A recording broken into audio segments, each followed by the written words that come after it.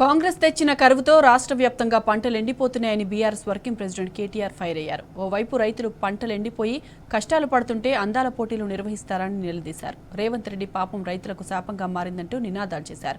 ఎండిన వరి కంకులతో అసెంబ్లీలో ఆవరణలో బీఆర్ఎస్ సభ్యులు నిరసన వ్యక్తం చేశారు.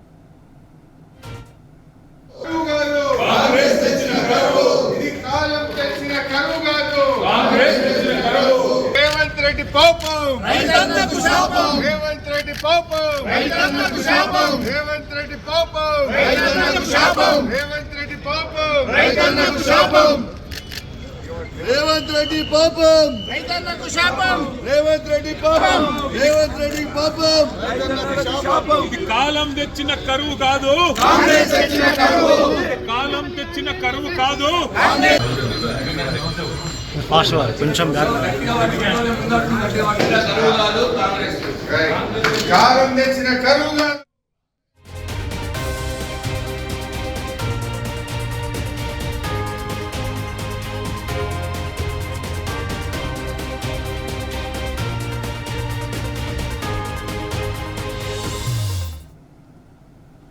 కాంగ్రెస్ తెచ్చిన కరువుతో రాష్ట్ర వ్యాప్తంగా పంటలు ఎండిపోతున్నాయని BRS working president KTR fire అయ్యారు. ఇక ఇదే అంశానికి సంబంధించిన పూర్తి డీటెయిల్స్ మా ప్రతినిధి లివిల్ అందిస్తారు. లివిల్, ఏదైతే రాష్ట్ర బడ్జెట్ సమావేశాలు ప్రారంభమై 4 రోజులు అవుతుంది. ఇవాళ రాష్ట్ర బడ్జెట్ పెట్టనున్నారు డిప్యూటీ సీఎం బట్టి విక్రమార్క.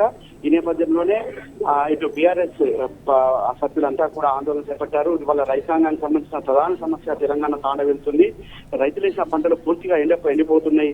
ఇలా పశువులకు మేతగా ఉపయోగపడుతున్నాయి రైతు పంటలు. ఇవాళ ఏదైతే చెరువుల కింద పూర్తిగా ఎండిపోతున్నాయి, ప్రాజెక్టుల కింద పూర్తిగా పంటలు ఎండిపోయి ఇలా చాలా తీవ్ర ఇబ్బందులకు గురవుతున్నాయి. ఈ నేపథ్యంలోనే బీఆర్ఎస్ పార్టీ రైతాంగానికి మద్దతుగా ఉండేందుకు ఏదైతే ఎండిపోయిన వరి గొలుసులను తీసుకొచ్చి వాళ్ళ అసెంబ్లీ సాక్షిగా లేవనెత్తారు. రైతాంగానికి ఒక మద్దతు తెలిపారు. ఈ నేపథ్యంలోనే ఏదైతే అసెంబ్లీలో ఇది కాలం తెచ్చిన కరువు కాదు, ఇది ఖచ్చితంగా కాంగ్రెస్ తెచ్చిన కరువు, ఇది ఏదైతే ఇవాళ సిగ్గు అందాల ఒకవైపు రైతులు ఎండిపోతుంటే మరోవైపు అందాల పోతుంది అని చెప్పి కూడా నినాదాలు చేశారు. అంతేకాకుండా ఇది రేవంత్ రెడ్డి పాపం, ఇది రైతాంగానికి శాపం అంటూ కూడా నినాదాలు చేశారు. పెద్ద ఎత్తున రైతాంగానికి మద్దతు ఇచ్చేందుకు, రైతాంగానికి ఇప్పటికైనా ప్రాజెక్టుల కింద నీళ్లు నింపి రైతాంగానికి అందిస్తే ఇప్పటికి చివరి ధాన్యం అన్న పండే అవకాశం ఉంది కనుక రైతాంగాన్ని దృష్టిలో పెట్టుకుని రైతుల సమస్యలను ప్రధాన ఎజెండాగా పెట్టి రైతాంగానికి కావాల్సిన నీటిని సప్లై చేయాలి, నీటిని విడుదల చేయాలని చెప్పేసి కూడా డిమాండ్ చేశారు. వాళ్ళ రైతులు చాలా తీవ్ర ఆందోళన ఉన్నారు. ఇప్పటికీ ఆత్మహత్యలు పెరిగిపోయాయి.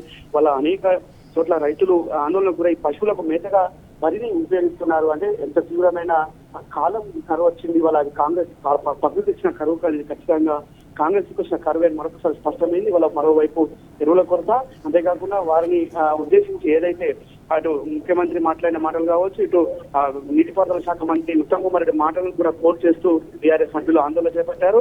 ఖచ్చితంగా ఇప్పటికైనా రైతు సమస్యలను ప్రధాన ఎజెండాగా చేసి రైతాంగానికి ఉన్న సమస్యలను అమలు వారికి ఉపయోగపడే విధంగా, రైతాంగానికి లాభపడే విధంగా, రైతాంగానికి మేలు చేకూర్చే విధంగా ఇవాళ ప్రధాన సమస్యగా ఇవాళ అసెంబ్లీలో చర్చించాలని చెప్పేసి కూడా ఈ సందర్భంగా చెప్తున్నారు. మరి కాసేపట్లో బడ్జెట్ సమావేశాలు ప్రారంభం కానున్నాయి. రైట్ లివిల్, థ్యాంక్ యూ.